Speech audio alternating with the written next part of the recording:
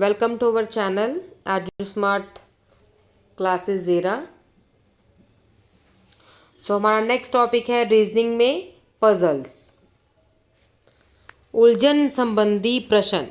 हमारा next topic है that उलझन संबंधी प्रश्न, राइट। तो बेटा ये ऐसे क्वेश्चन हैं जो आपको एग्ज़ाम में डेफिनेट दिखते हैं, और ये क्वेश्चन नाम से ही पता चल रहा है पजल्स कि ये क्वेश्चन में हमें उलझन दिखती है। बट ये क्वेश्चन बहुत ही इजी होते हैं, बट अगर ये अड़ जाए तो ये जल्दी से सॉल्व नहीं होते और हमारा बहुत सारा टाइम इसी में ही लग जाता है।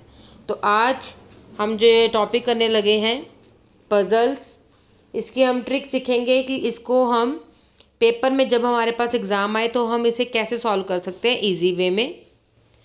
तो सबसे पहले आप इस चैनल को लाइक, शेयर और सब्सक्राइब कर दो ताकि आपको लेटेस्ट वीडियो आप तक पहुंचाएं। सो स्टूडेंट्स, स्टार्ट करते हैं हम उलझन संबंधी प्रश्न का। फर्स्ट क्वेश्चन है,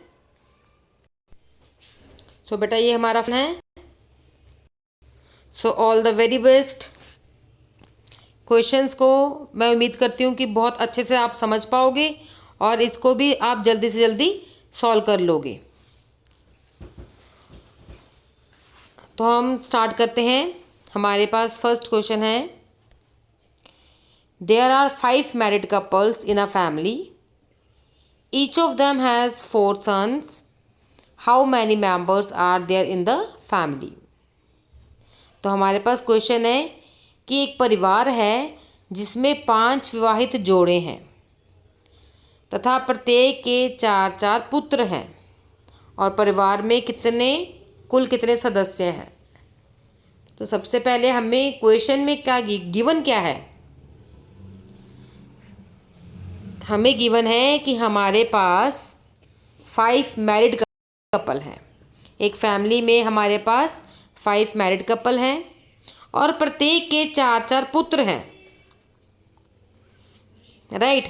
उन सभी के 4 पुत्र हैं और हमने बताना है कि कितने फैमिली मेंबर हैं। बेटा अब हमारे पास जो टॉपिक है दैट इज़ पजल, उलझन। टॉपिक का नाम ही उलझन है, तो ज़रूरी ये नहीं है कि जो आप देख रहे हो या सोच रहे हो झट से वही आंसर हो जाए। नहीं, इसमें उलझन है। उलझन है मतलब इसके अंदर हमें गिवन क्या है, परिवार है भाई। अब एक परिवार है तो परिवार के अंदर 5 मैरिड कपल हैं। अब 5 मैरिड कपल जो हैं वो ऐसा तो होंगे नहीं कि वो उड़ के आगे कहीं से। तो सबसे पहले परिवार में एक मेल और फीमेल, मतलब एक जोड़ा होगा पहले, उसी के ही आगे पुत्र होंगे, है ना। तो सबसे पहले फैमिली के अंदर हमारे पास एक कपल है दैट इज़ मेल फीमेल, उनके आगे 4 पुत्र हैं। उनके 4 पुत्र मतलब ये भी मैन हो गया, ये भी मेल हो गया, ये भी मेल हो गया और ये भी मेल हो गया। अब मेल है तो अगर उनकी भी हमने शादी कर दी तो ये जोड़ा बन गया, ये भी जोड़ा बन, ये भी जोड़ा बन गया। इनकी भी शादी कर दी, फीमेल हो गई, इनकी भी शादी होगी तो फीमेल आ गई। तो दैट मीन्स कितने हो गए, 1 जोड़ा, 2 जोड़ा, 3, 4, 5। अब हमारे पास कितने थे, कितने मैरिड कपल थे, 5। अब ये 5 मैरिड कपल हो गए, राइट। अब हमारे पास 5 कपल हो गए। एक बार फिर से मैं बता दिया, हमें पता होना चाहिए कि एक परिवार है उसके अंदर 5 मैरिड कपल हैं। अब मैरिड कपल अगर 5 हैं तो दैट मीन्स उसमें सबसे पहले एक मैरिड कपल होगा, उसी के आगे ही बच्चे होंगे, तभी ही आगे फैमिली बनेगी। तो दैट मीन्स अगर ये मेल फीमेल है, ये कपल है, आगे ये एक कपल है, आगे इसका भी पुत्र है, इसको भी शादी हो गई तो मेल फीमेल है, इसका भी मेल फीमेल है। अब उसने आगे क्या बोला है कि प्रत्येक के 4 4 पुत्र हैं, मतलब इसके पुत्र हैं, इसके भी 4 पुत्र हैं, इसके भी 4 पुत्र हैं और इसके भी 4 पुत्र हैं।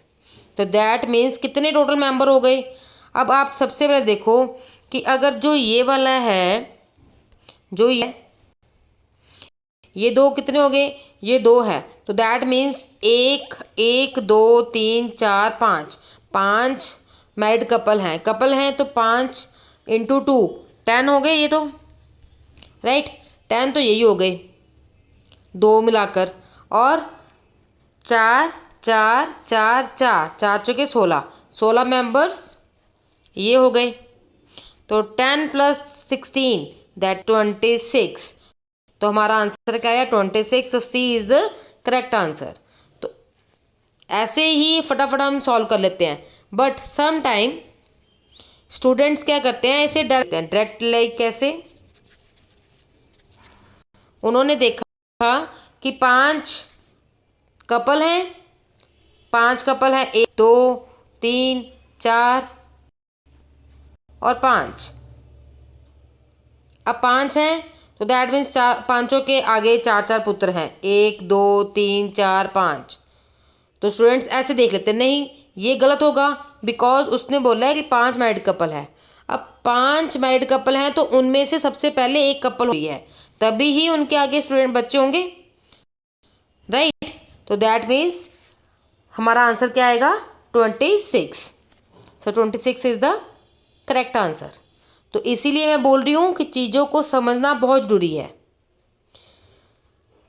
अगर आप बहुत अच्छे से समझ लोगे, कॉन्सेप्ट आपको अच्छे से समझ आ जाएगा, तो कोई भी क्वेश्चन आप इजीली सॉल्व कर लोगे।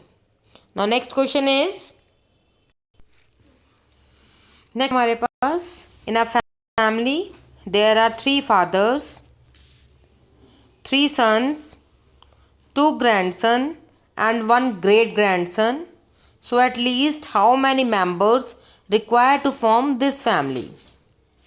क्वेश्चन में है कि एक परिवार है, परिवार में 3 पिता हैं। कितने पिता हैं? 3 पिता हैं, 3 पुत्र हैं, 2 पौत्र हैं और 1 परपौत्र है। हमने बताना है कि कम से कम कितने सदस्यों से यह परिवार बन सकता है।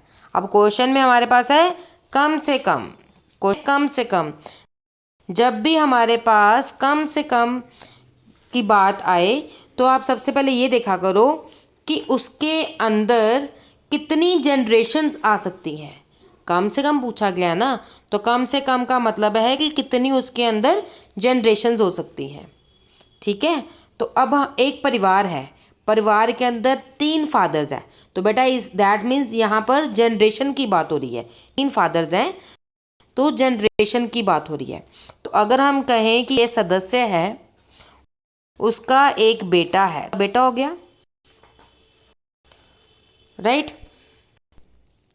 अभी एक सा ये उसका बेटा है, अभी ये बेटे का आगे बेटा क्या हुआ, पोता। पोता का भी क्या बन गया, परपोता। तो दैट मीन्स हमारे पास ये क्या हुआ, ये पिता हुआ ना। अगर ये परपोता है, ये परपोता है, अगर ये परपोता है तो ये बेटा, ये एक पिता का एक सदस्य है जिसका ये बेटा है, ये क्या हुआ उसका पोता, और ये क्या होगा परपोता।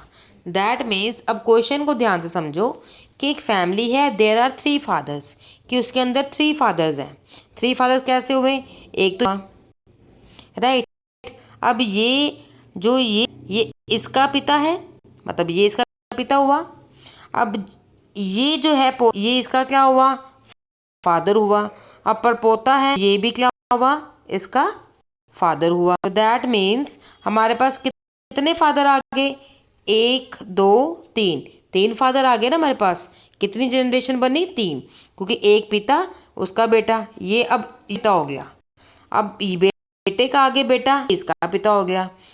अब ये है जो है यहाँ यहाँ पर इसका पिता हुआ, तो यहाँ पर कितने टोटल फादर आ गए, यहाँ पर हमारे पास 3 फादर आ गए। ठीक है, तो कितने पिता आए, 3 पिता आए। अब उसने क्वेश्चन में क्या पूछा है, 3 सन्स, कि सन्स भी 3 होने चाहिए। अब ये देखो सन्स कैसे हुए कि ये का बेटा है तो एक ये बेटा हो गया, अब ये तो ये उसका बेटा हुआ, 2 बेटे हो गए। अब ये पिता है तो ये इसका बेटा हुआ, तो ये कितने बेटे हो गए, 3। तो दैट मीन्स कितने बेटे हो गए, तो दैट मीन्स हमारे पास 3 बेटे हो गए, राइट। अब हमारे पास नेक्स्ट क्या था, 2, कितने ग्रैंडसन, 2। अब ग्रैंडसन मीन्स पोता, अब यह है तो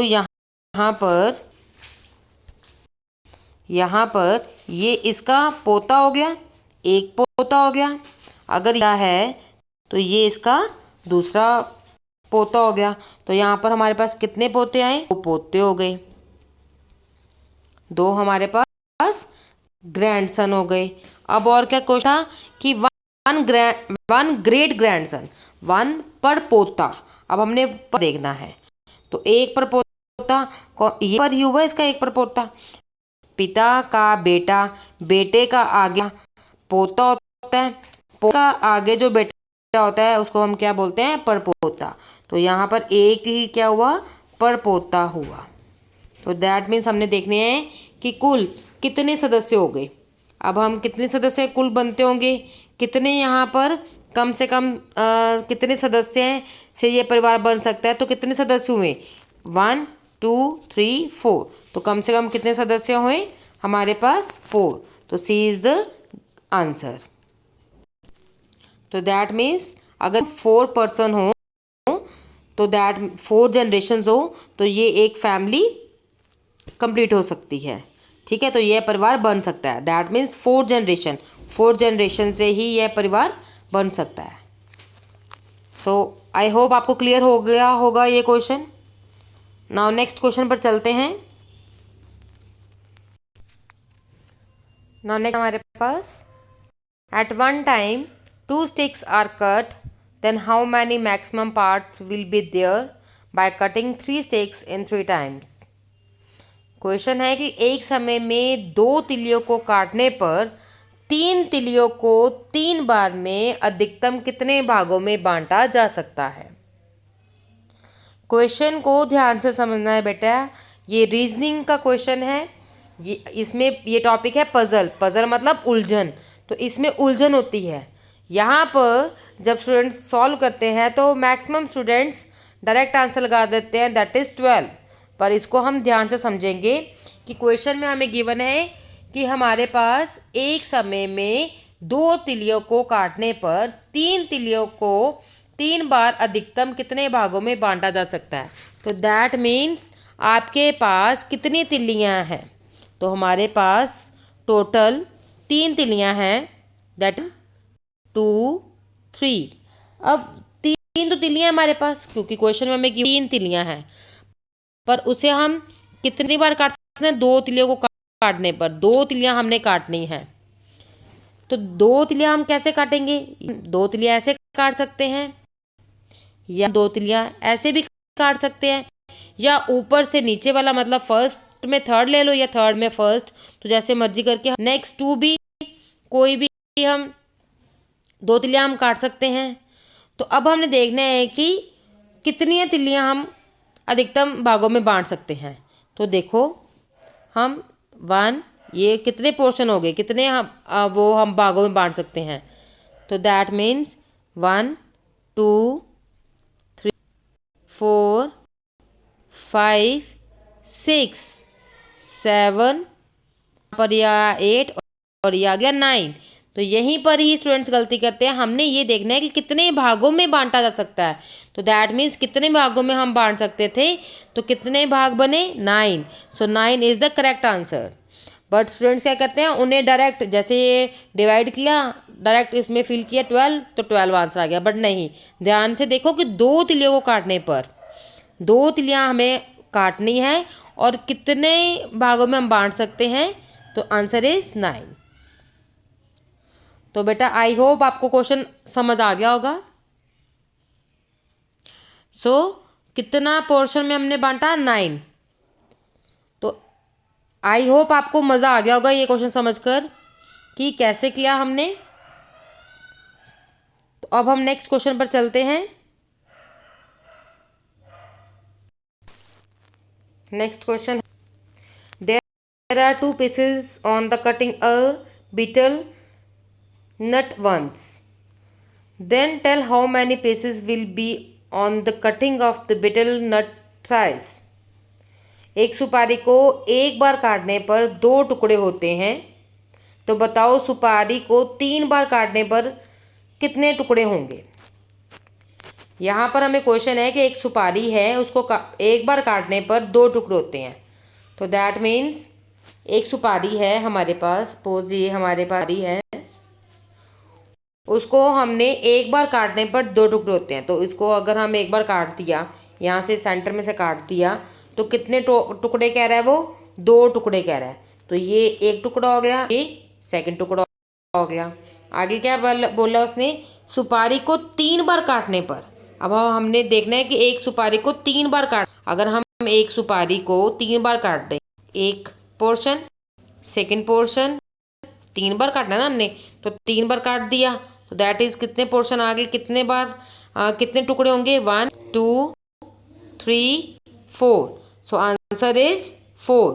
सो हमारा आंसर जो है that is B. So B is the correct answer. तो कैसे हमने किया कि हमें क्वेश्चन में गिवन था कि एक सुपारी को एक बार काटने पर 2 टुकड़े होते हैं, और हमने 2 टुकड़े कर दिए एक सुपारी को, जब हमने काटा तो 2 टुकड़े हो गए। अब उसने बोला है कि सुपारी को 3 बार काटने पर कितने टुकड़े होंगे। तो उसको काटने पर हमने एक बार काटा, 2 बार काटा, 3 बार काटा, तो कितने टुकड़े हुए, 1 2 3 4। सो 4 is the correct answer. Now next question.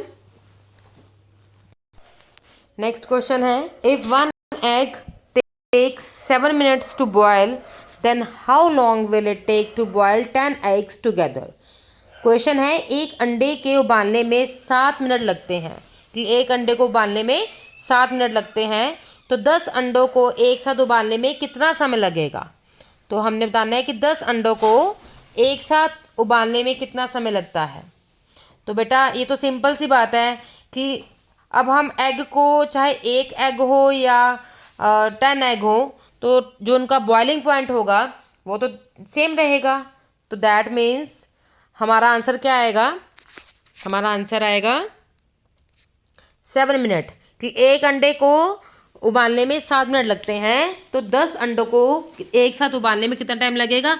तो उसका जो टाइमिंग है, जो उसका बॉइलिंग टाइमिंग है, तो वो कितना आएगा, सेम ही होएगा। ठीक है। तो दैट मीन्स क्वेश्चन जो भी आता है उसको बहुत ध्यान से समझा करो। क्वेश्चन में कुछ भी नहीं है, जस्ट थोड़ा सा पजल होती है, बट होता कुछ भी नहीं है। तो दैट मीन्स इसका जो आंसर आएगा 7 मिनट। अब हम नेक्स्ट क्वेश्चन पर चलते हैं। नेक्स्ट क्वेश्चन है, there are 4 small arc in a arc and every small arc has 4 more arc, then tell how many total arcs are there. कि संदूक में 4 छोटी संदूक हैं तथा प्रत्येक छोटी संदूक में 4 और छोटी संदूक है, तो बताओ कुल कितनी संदूक है। क्वेश्चन बहुत ही सिंपल है, बहुत ईजी है, बस समझने वाला है कि हमारे पास एक संदूक है, उसके अंदर 4 छोटी संदूक है। ठीक है। अब उसी संदूक के अंदर और छोटी संदूक है, तो हमने बतानी है कि कुल कितनी संदूक होंगी। तो दैट मीन सबसे पहले हमारे पास एक संदूक हुई, उसके अंदर पास 4 संदूक है, 1 2 3 और ये 4, राइट। उसके अंदर एक संदूक के अंदर 4 छोटी संदूक है। अब इन्हीं संदूक के अंदर 4 और छोटी संदूक है, तो यहाँ पर एक ये संदूक आई, एक ये संदूक 4, एक इसके अंदर ये और एक इसके अंदर और, मतलब 4 4 इसके अंदर और संदूक है। तो टोटल कुल कितनी हो गई हमने देखना है कि कुल कितनी संदूक हैं। तो दैट मीन्स देखो ये 4 4 4 4 4, तो दैट मीन्स 4 चौका 16 तो ये हो गई। और हमारी एक ये संदूक, एक ये संदूक, एक ये संदूक और एक ये संदूक, ये संदूक कितनी थी? 4। और ये एक जो हमारे पास बड़ी संदूक है, ये इसको एक और गिनो, 1। तो 16 4 20, 20 और 1 20। तो आंसर हमारे पास कौन सा आया? 21। तो 21 इज द करेक्ट आंसर। तो बेटा क्वेश्चन में क्या था कि हमारे पास एक संदूक है, उस संदूक के अंदर 4 छोटी संदूक है। अब जो छोटी संदूक है उसके अंदर भी हमारे पास 4 4 और संदूक थी। तो टोटल हमने कैसे किया कि 4 चौका 16, जो अंदर वाली संदूक है उसको हमने सॉल्व कर लिया 16, और जो ये 4 संदूक थी अंदर पड़ी थी ये वाली, इनको अलग से प्लस किया को। तो सारों को प्लस करके हमारे पास कितना आंसर आया? 21। तो 21 is the correct answer. Now next question is, अब हम बेटा हमारे पास नेक्स्ट है, at least how many colours can be use in the following figure that all colours do not come together. कि जो हमें इमेज गिवन है, नीचे हमें आकृति गिवन है, उसमें हमने देखना है कि कम से कम कितने रंगों का प्रयोग किया जा सकता है कि सभी रंग एक साथ ना आए। तो दैट मीन्स हमने ऐसा देखना है कि जो हमें ये आकृति दी गई है कि उसमें जो कलर हम कौन सा भी यूज़ करें, बट ऐसा ना हो कि 2 कलर सेम हो आपस में, तो डिफरेंट डिफरेंट होने चाहिए। तो कुल कितने हम रंग यूज़ कर सकते हैं, को क्वेश्चन को हमने ध्यान से देखना है कि कुल कितने रंग हम प्रयोग कर सकते हैं कि सभी रंग एक साथ ना आए।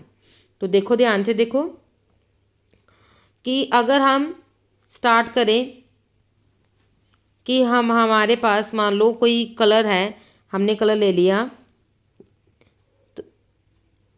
तो दैट मीन्स अगर मैंने यहाँ पर ब्लैक फिल किया और सेकंड कलर ले लिया मैंने, तो दैट मीन्स देखो अब ग्रीन के साथ यहाँ पर ग्रीन नहीं आ सकता, ना यहाँ ग्रीन आ सकता है, बट यहाँ ब्लैक तो आ सकता है, यहाँ पर ब्लैक आ सकता है, बिकॉज हमने बोला है कि 2 कलर आपस में कंबाइन नहीं होने चाहिए, ठीक है, इकट्ठे नहीं आना चाहिए, टुगेदर नहीं आना चाहिए, डिफरेंट डिफरेंट तो आ ही सकते हैं। तो दैट मीन्स आगे हम अगर हम देखें यहाँ पर इस कलर में, अगर हम ब्लैक तो यहाँ नहीं भर सकते, पर हम कौन सा कलर भर सकते हैं? दैट इज जी कलर भर सकते हैं। अब ग्रीन के साथ कौन सा कलर नहीं आ सकता? ग्रीन नहीं आ सकता। कौन सा आ सकता है? ब्लैक। ऐसे ही ब्लैक आ सकता है, बिकॉज हमने देखा है कि दोनों ग्रीन इकट्ठे नहीं आए। अब यहाँ पर ब्लैक है तो ये आ सकता है, ग्रीन आ सकता है। अब यहाँ कौन सा आएगा? ब्लैक ही आएगा। तो दैट मीन्स हमने देखना है कि कुल कितने कम से कम हम रंग यूज़ कर सकते हैं। तो कितने कलर हमें यूज़ हुए? 2 कलर्स यूज़ हुए। So a is the correct answer. Right students, so I hope आपको मज़ा आ गया होगा आज के सेशन में कि जो हमने पज़ल वाले क्वेश्चन किए हैं बहुत ही इजी वे में हमने सॉल्व किए हैं। सो ये वाले क्वेश्चन जो होते हैं बहुत ही ट्रिकी, इससे लेना पड़ता है कि कौन सी हम शॉर्टकट ट्रिक्स लें ताकि फटाफट क्वेश्चन सॉल्व हो जाए, क्योंकि पेपर में अगर ये क्वेश्चंस हम सॉल्व कर लें शॉर्टकट ट्रिक से तो बहुत इजीली सॉल्व हो जाते हैं, बट अगर हम उसी के अंदर ही घूमते जाएंगे तो वो बहुत सारा टाइम ले लेता है। तो ऐसे ही हम कोई भी क्वेश्चन हो उसे सॉल्व कर सकते हैं। सो मैं आशा करती हूँ कि आपको ये वाली वीडियो बहुत अच्छी लगी हो, आपको पसंद आ गई हो ये वीडियो। सो स्टूडेंट्स प्लीज़ इस वीडियो को ज़्यादा से ज़्यादा शेयर करो, लाइक करो, कमेंट सेक्शन में कमेंट जरूर दिया करो कि आपको वीडियो कैसी लगी है। So thank you so much students, thank you very much, thank you.